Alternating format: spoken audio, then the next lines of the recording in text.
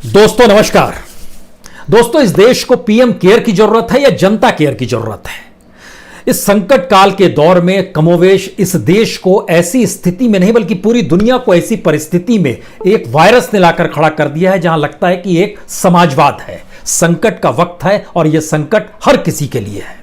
लेकिन भारत के भीतर का संकट का समाजवाद अनूठा है। यह भी एक पिरामिड की तरह है और उस पिरामिड के टिप पर बैठे हुए लोग चुने हुए नुमाइंदे हैं जिन्हें उसी जनता ने चुना है जिस जनता के सामने सबसे बड़ा संकट है और रास्ता उसे सूझ नहीं रहा है और आने वाले वक्त में यह संकट बढ़ जाएगा, इसका भी अंदेशा है। लेकिन निर्णय हमेशा टिप पर बैठा हुआ व्यक्ति अपने हिसाब से लेता है। वह निर्णय लेता है कि एक पीएम केयर बनेगा। कोई संवाद किसी भी तौर पर, कोई कैबिनेट बैठक नहीं हुई इसको लेकर। इस देश के भीतर में एक मुख्यमंत्री निर्णय लेता है कि दरअसल अब कोई स्कूल फीस नहीं लेगा उस 3 महीने के दौर में, या फिर लेगा तो वह सिर्फ ट्यूशन फीस लेगा, यानी रियायत देगा, बच्चों को कोई दबाव नहीं डालेगा। स्कूल कैसे चलते हैं उनसे कोई संवाद बनाने की कोशिश की गई। स्कूल और छात्रों के बीच भी एक संवाद होता है, खासतौर से इस देश में जो निजी स्कूल चलते हैं। कोई संवाद बनाया गया? नहीं बनाया गया। अचानक निर्णय लिया गया कि दरअसल मकान मालिक किराया ना मांगे। मकान मालिक जिनकी जिंदगी किराए से चलती होगी उनके बारे में कोई निर्णय लिया गया, उनसे कोई संवाद बनाया गया? नहीं बनाया गया। अचानक कहा गया कि कोई अपने यहां काम करने वालों के वेतन में कटौती ना करे और तो और नौकरी से ना निकाले। लेकिन जो नौकरी से ना निकाले उनके सामने क्या संकट है, जो वेतन काटने की स्थिति में है उनके सामने क्या संकट है? कोई संवाद बनाया गया? नहीं संवाद बनाया गया। संवाद जो स्कूल में पढ़ने जाने वाले बच्चे या उनके माँ बाप हैं उनसे भी नहीं बनाया गया।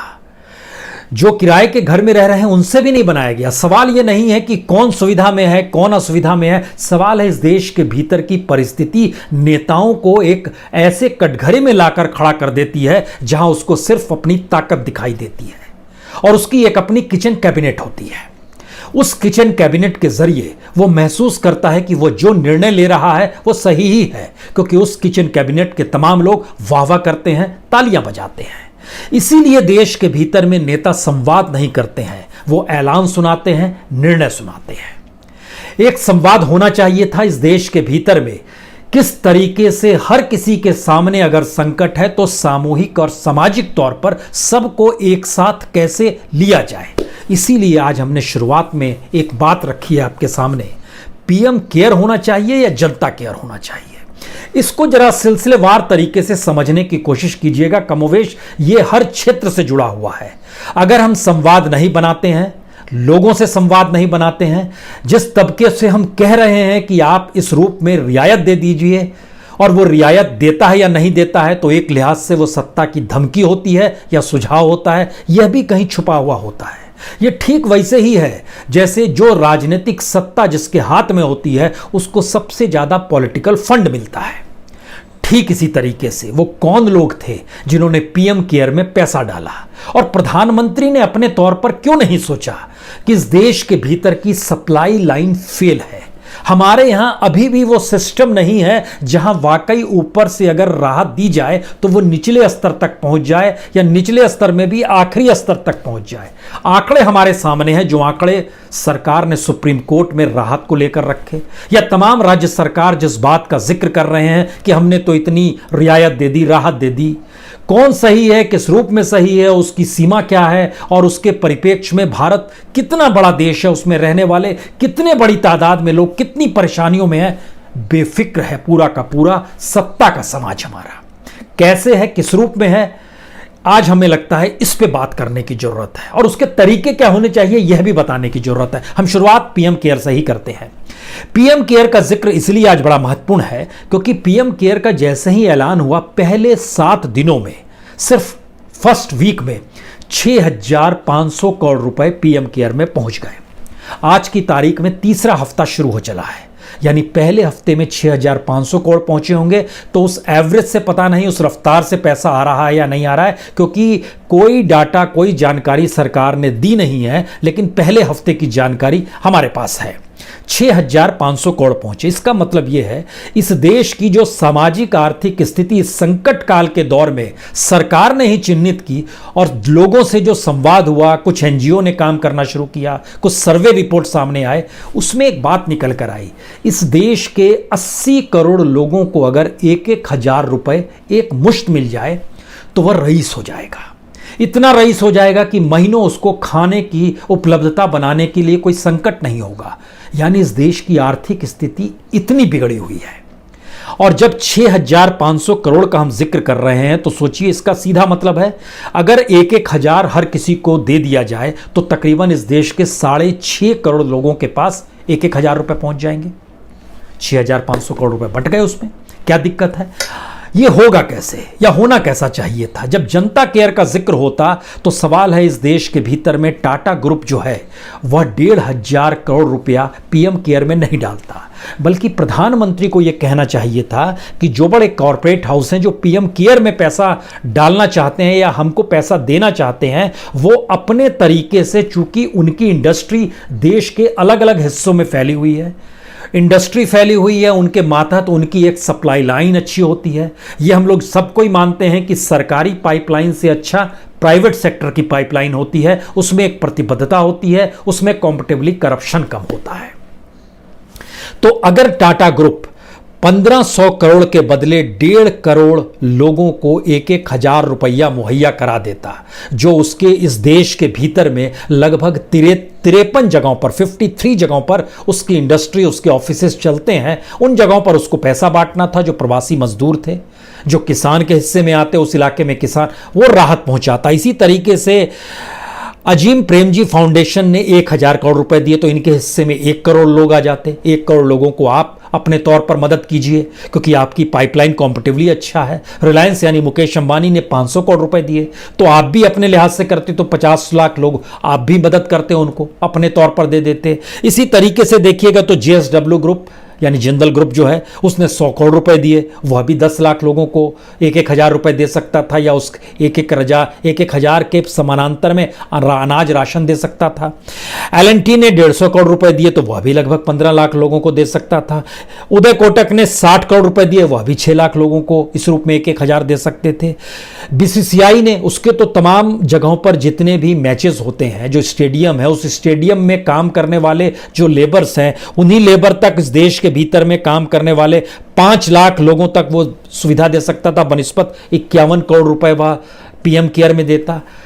प्रधानमंत्री जब कहते हैं तो ये तमाम तबके जो जाग गए, जिसमें हमने टाटा ग्रुप का नाम लिया, अजीम प्रेमजी का नाम लिया, मुकेश अंबानी का नाम लिया, उदय कोटक है, बीसीसीआई है, सैमसंग ग्रुप ने दिया है, ओएनजीसी तो पीएसयू है उसने भी 300 करोड़ दिए हैं। ओएनजीसी के मातहत चलने वाले जो दफ्तर हैं इस देश के लगभग 23 जगहों पर बड़े दफ्तर हैं, वह भी इस देश के 30 लाख लोगों को 1,000 रुपए पहुंचा सकते थे। यानी अगर बांट दिया जाता और इस बांटने की प्रक्रिया में हर किसी को यह जिम्मेदारी होती, चाहे वो अक्षय कुमार होते जो बॉलीवुड के हैं जो 25 करोड़ दे रहे हैं, या कार्तिक आर्यन है जो 1 करोड़ दे रहे हैं, या सचिन तेंदुलकर है जो 25 लाख दे रहे हैं, या सुरेश रैना है जो 31 लाख दे रहे हैं, या भूषण कुमार हैं जो 11 करोड़ दे रहे हैं। अगर इन हिस्सों को जोड़िएगा तो इस देश के भीतर में 6.5 करोड़ लोगों को पहले हफ्ते में ही हम 1,000 देने की स्थिति में थे। यानी 80 करोड़ लोगों को अगर 1,000 रुपए देने हैं तो 80,000 करोड़ चाहिए, और ये 80,000 करोड़ रुपए कोई मायने बहुत रखेंगे नहीं जो इस देश के भीतर में जितने कॉरपोरेट हैं। लेकिन ये कॉरपोरेट प्रधानमंत्री केयर को क्यों देते हैं और ये जनता को क्यों नहीं देते हैं? इसको इस रूप में भी समझा जा सकता है कि बड़े कॉरपोरेट्स का जो सीएसआर का पैसा होता है, उस सीएसआर के पैसे में भी घपले घोटाले किस रूप में आते हैं। इसीलिए सरकार ने अपने तौर पर तय किया कि अब हम बताएंगे आप सीएसआर का पैसा कहां खर्च करें, और अगर वहां पर खर्च नहीं करेंगे तो आपके खिलाफ कानूनी कार्रवाई होगी। इसका मतलब है कि रगों में बैठा हुआ है कि मदद नहीं की जाएगी, रगों में बैठा हुआ है कि इस देश की सत्ता अगर कुछ मांगेगी तो दे देंगे, क्योंकि सत्ता वाकई उस करप्शन के समुद्र की तरह है जिसमें जितना डालिए वो वापस उससे दुगना कर देती है। तो क्या इसीलिए दिया जाता है पैसा? समझने की कोशिश कीजिए कि पीएम केयर किस लिए। पीएम केयर के बारे में 4 लाइन लिखी गई है, प्रधानमंत्री की तस्वीर एक तरफ है और 4 लाइनें लिखी गई है। पीएम केयर फंड का उद्देश्य कोविड-19 के खिलाफ भारत की लड़ाई को मजबूत करना है। भारत सबसे बड़ी लड़ाई कौन सी लड़ रहा है? भारत लड़ रहा है राशन पहुंचाने की लड़ाई। भारत लड़ रहा है लोगों को घर तक पहुंचाने की लड़ाई। भारत लड़ रहा है किसी तरीके से सैनिटाइजर, मास्क, पीपीई या आइसोलेशन बेड की स्थिति आ जाए, यही लड़ाई लड़ रहा है।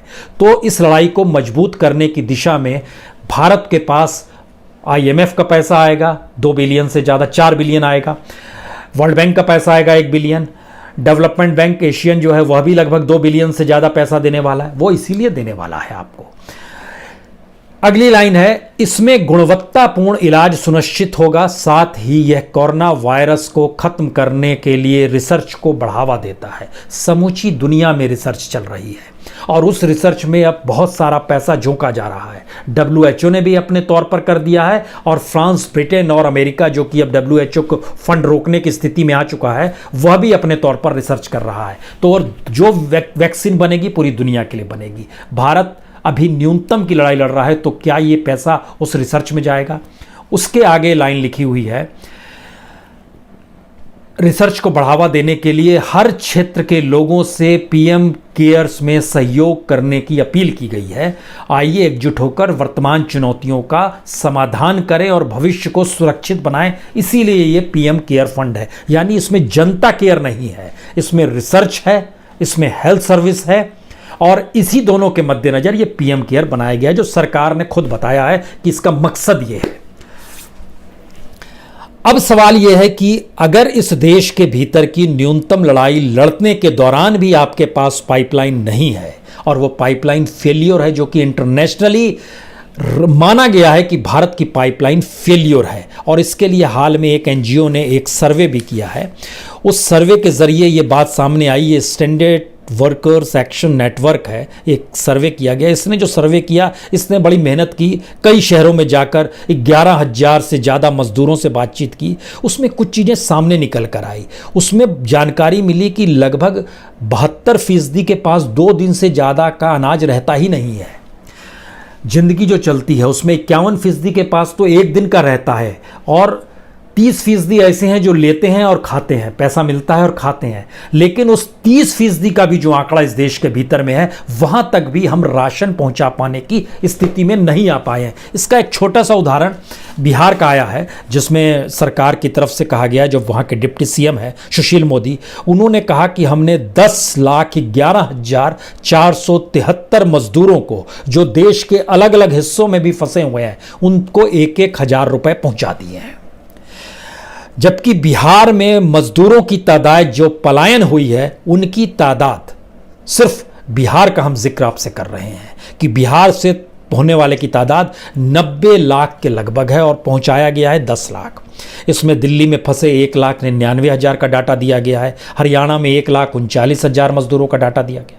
महाराष्ट्र में 1,12,000 को डाटा दिया गया।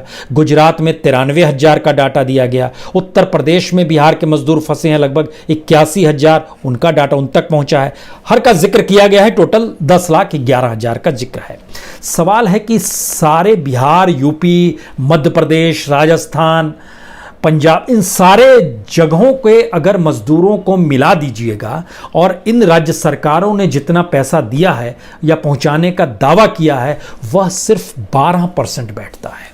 यानी 88% मजदूरों के पास कुछ नहीं पहुंचा है, क्योंकि वह रजिस्टर्ड नहीं है। यह तुरंत का आंकड़ा है जो हमने आपको बताया।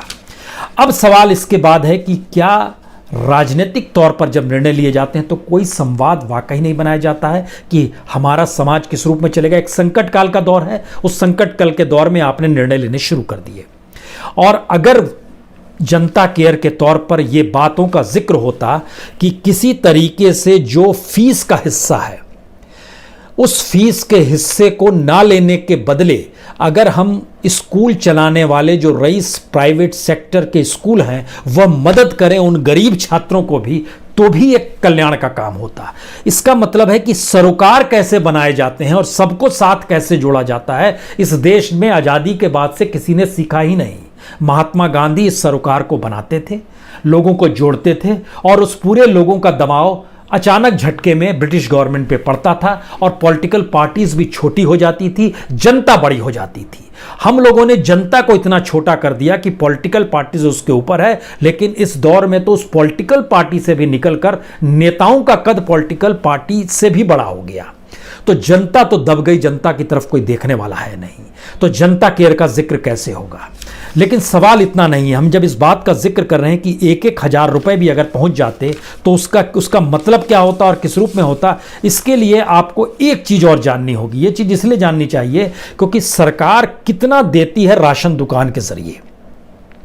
सरकार 2 रुपए किलो गेहूं, 3 रुपए किलो चावल, टोटल 5 केजी। अगर कोई 3 किलो चावल लेना चाहता है, 2 किलो गेहूं लेना चाहता है, या कोई 3 किलो चावल लेना चाहता है, 2 किलो गेहूं लेना चाहता है, अगर इन दोनों को जोड़ भी दीजिएगा 5-5 केजी, तो 12 रुपए या 13 रुपए पड़ते हैं। 12 रुपए पड़ेंगे तब जब कोई 3 किलो गेहूं लेगा, 2 किलो चावल लेगा, तो 6 रुपए उसके होंगे। 2 रुपए गेहूं के हिसाब से 6 रुपए हो गए 3 केजी के, और 3 रुपए केजी चावल के हिसाब से 6 रुपए हो गए, दोनों मिलाइएगा तो 12।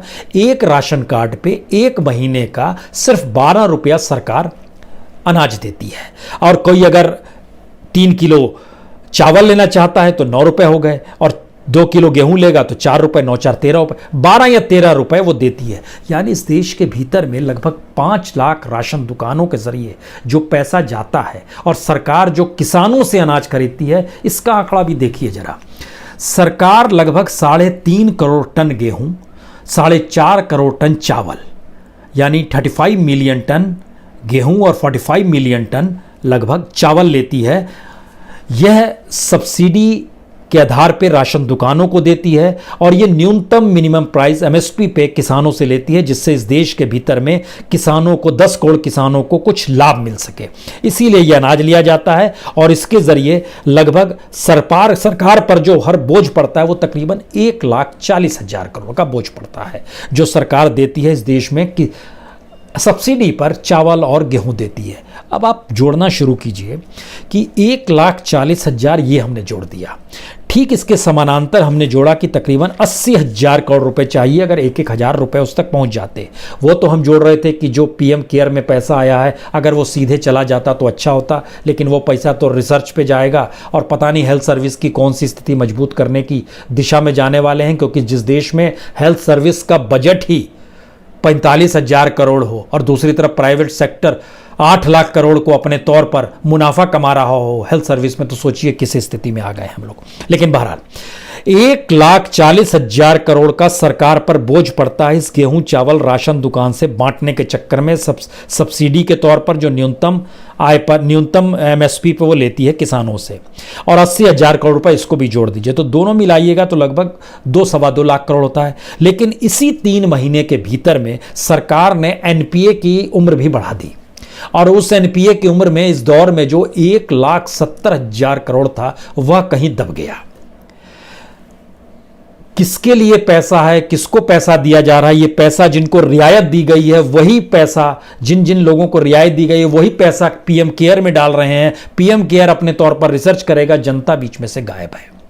यह स्थिति इस देश के भीतर की है। और स्थिति जब हम पाइपलाइन का जिक्र करते हैं तो इसमें एक चीज और समझिए। सरकार ने ऐलान किया, अनाज उठाइए, राशन दुकान में ले जाइए, लोगों को दीजिए। बड़ी छोटी सी पाइपलाइन है, सबसे छोटी पाइपलाइन।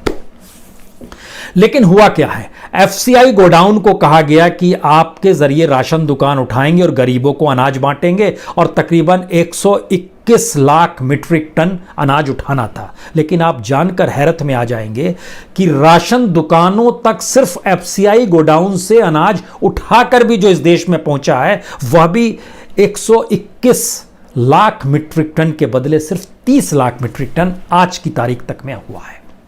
या आज की तारीख का मतलब है कि 16 की रात यानी 17 की सुबह तक का मान लीजिए, ये आंकड़ा है सरकार का। और इसमें आपको जानकर हैरत होगी, जो कुछ हम खास तौर से वैसे राज्य जो बेहद गरीबी स्थिति में आते हैं, उत्तर प्रदेश को उठाने थे 22,81,000 मीट्रिक टन, उसने राशन दुकानों तक पहुंचाया है सिर्फ 7,81,130 टन। बिहार को उठाना है 12,86,000 टन, उसने उठाया है 3,53,000 टन। उड़ीसा को उठाना था 4,85,000 टन, उसने उठाया है 26,585 टन। झारखंड को उठाना था 3,96,000 मीट्रिक टन, उसने उठाया है 67,728 मीट्रिक टन। उत्तराखंड को 93,000 मीट्रिक टन उठाना था, वह उठा पाया है सिर्फ 25,000 मीट्रिक टन। यानी कोई भी किसी भी रूप में उठा नहीं पाया है। 16 तारीख की रात तक दिल्ली सरकार ने भी नहीं उठाया था, उसको लेना था 1,09,000 मीट्रिक टन, उसने तब तक नहीं उठाया था। वो गेहूं के बदले चावल चाह रही थी, उसका भी ऑर्गेनाइज कर दिया गया कि ठीक है आप चावल ले सकते हैं, लेकिन नहीं उठाया था।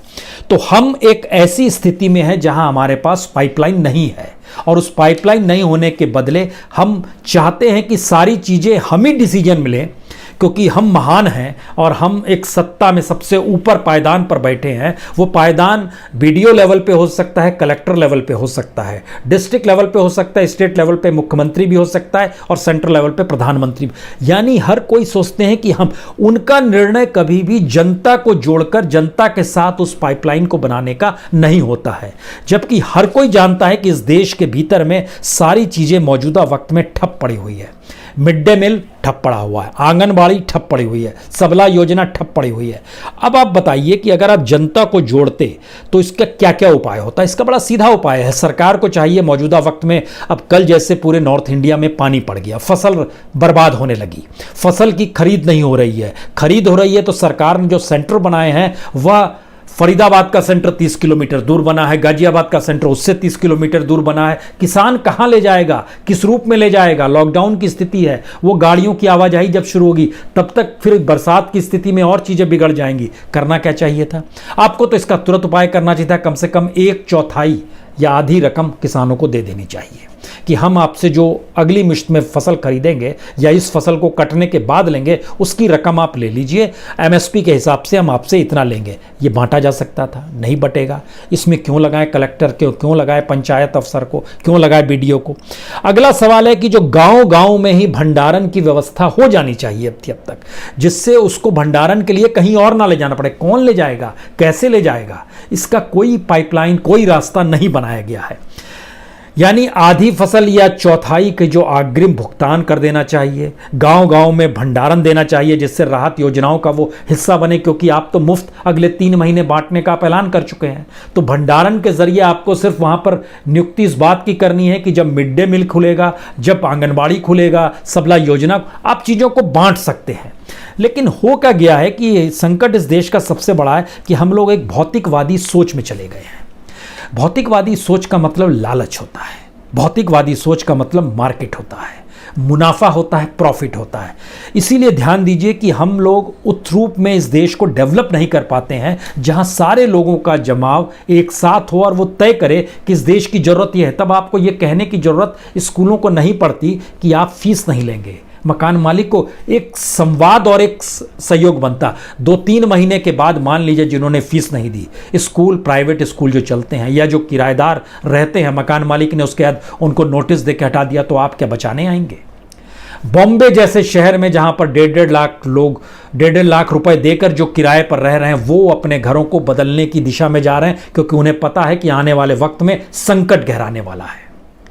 इस दौर में हालांकि सरकार ने अच्छा काम किया है, खास तौर से ध्यान दीजिए तो चीन पहली बार सरकार को समझ में आ रहा है कि उसकी विस्तारवादी नीति कल तक जमीन को लेकर थी, तो अब कैपिटल को लेकर भी है, पूंजी को लेकर भी है, मार्केट को लेकर भी है। और इससे पहले जिस हम भौतिकवादी स्थितियों का जिक्र कर रहे थे, महात्मा गांधी इस स्थिति को समझते थे, इसीलिए वो बार बार भौतिक समाज से इतर एक सामूहिकता और सरोकार के समाज को डेवलप करने की कोशिश करते थे। वुहान भी क्या है, अगर वुहान के जरिए चीन ने दुनिया के बाजार पे कब्जा करने की सोची है तो वो प्रॉफिट बेस्ड है। अमेरिका क्या अपने तौर पर अपनी स्थितियों में नहीं सोचते रहा है? इस बात को लेकर क्या रशिया इनकार करेगा? इस बात को लेकर दुनिया का कोई भी देश इनकार करेगा कि वह उन परिस्थितियों में नहीं चला गया है?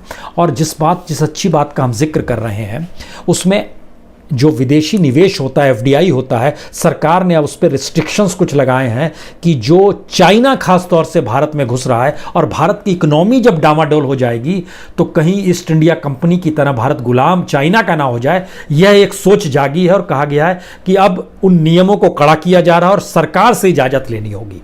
अच्छी बात है।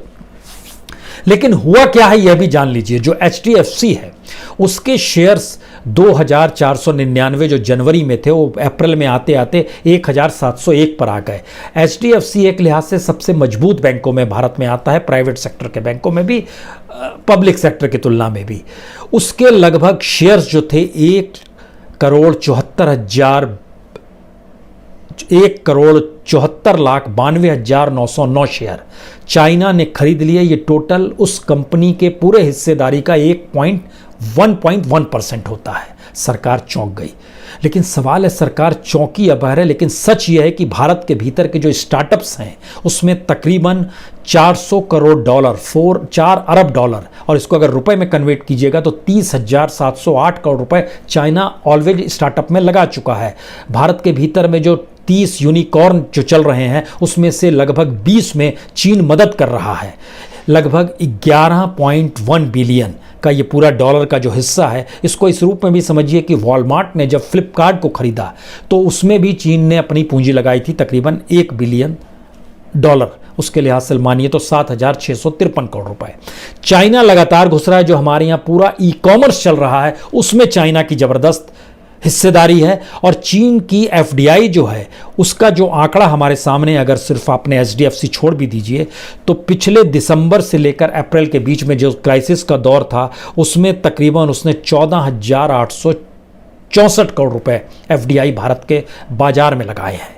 और उससे पहले के फाइनेंशियल ईयर में यानी अप्रैल से दिसंबर तक की स्थिति में आइएगा 2019 में तो तकरीबन 2,66,400 करोड़ रुपए वो लगा चुका है। इसका मतलब है 36.77 अरब डॉलर FDI में उसने अप्रैल से दिसंबर में लगाया, और दिसंबर से अप्रैल के बीच में 2.34 अरब डॉलर लगाया।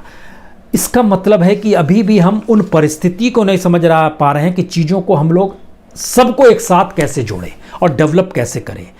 मान लिया जाता है कि जो मंत्री है, नेता है, सत्ता में बैठे हुए लोग हैं, वो अपने तौर पर अगर श्रेष्ठ निर्णय ले रहे हैं, इसीलिए शायद कोई संवाद हो नहीं पा रहा है। समाज के भीतर एक टकराव है, और यही वो टकराव है जो लॉकडाउन के बाद डराने वाला हो सकता है। क्योंकि लोगों की जरूरतें अगर न्यूनतम पूरी नहीं होगी तो क्या होगा, और जो अपनी जरूरतों को समेटेंगे और जिनके पास जरूरत ना होगी उस स्थिति में क्या होगा। पुलिस के आधार पे लॉकडाउन भारत में सिर्फ किया गया है। दुनिया के किसी देश में ऐसा लॉकडाउन आपको नहीं मिलेगा जहां पर न्यूनतम जरूरतें तक नहीं दी जा रही है और लॉकडाउन है। तमाम दुनिया के देशों में न्यूनतम जरूरत पैकेज के तौर पर हर चीज उपलब्ध कराई गई है, लेकिन भारत की स्थिति GDP के भी 1-1.5% के आगे पैकेज का निकल नहीं पा रहा है। दुनिया का एवरेज लगभग 12% आता है जो पैकेज दे रहे हैं। इसका मतलब ये आखिर का मतलब जो है, जो हमको लगता है अब आपको समझना चाहिए कि हम लोग एक ऐसी परिस्थिति में धीरे धीरे आते जा रहे हैं जिसमें जो सत्ता में होगा वह सबसे ताकतवर हो जाएगा, और जो सत्ता से सटा हुआ शख्स होगा वही उस बैरिकेड के हिस्से में आएगा। तो आपके पास ये खबरें नहीं पहुंचेंगी और नहीं जानना आप चाहेंगे कि गुड़गांव जैसी जगह में किसी मजदूर ने अपने मोबाइल को बेच दिया 2,500 रुपये में, पत्नी को दिया कि 4 बच्चे हैं इनको तुम खिलाओ, और उसके बाद वो खुदकुशी करने चला गया। आपके पास दूसरी खबर ये नहीं आएगी कि हजारीबाग के एक ज़िले में किट ही नहीं था तो केमिकल पीठ पर लादे चल दिए, केमिकल रिसने लगा, पूरी पीठ जल गई, अस्पताल में है। यह भी खबर नहीं आएगी कि बिहार शरीफ में किस तरीके से माँ को देखा भूखे मर रही है, बेटा चोरी करने निकल गया। वो तो अच्छा है कि अदालत ने उस बच्चे को कहा कि इसको तो रिहा किया जाए और इसके घर में खाना भिजवा दिया जाए। ऐसी खबरें गायब हो जाएंगी धीरे धीरे। नई परिस्थिति ज़्यादा भयावह होती चली जाएगी। शायद इसीलिए वो परिस्थिति है जिसमें एक सामूहिकता का बोध होना चाहिए, और ये सवाल हर किसी के जहन में होना चाहिए। ये PM केयर से नहीं चलेगा, जनता केयर होना चाहिए था, और उस पर से आंखें मूंद ली गई हैं हर फील्ड में।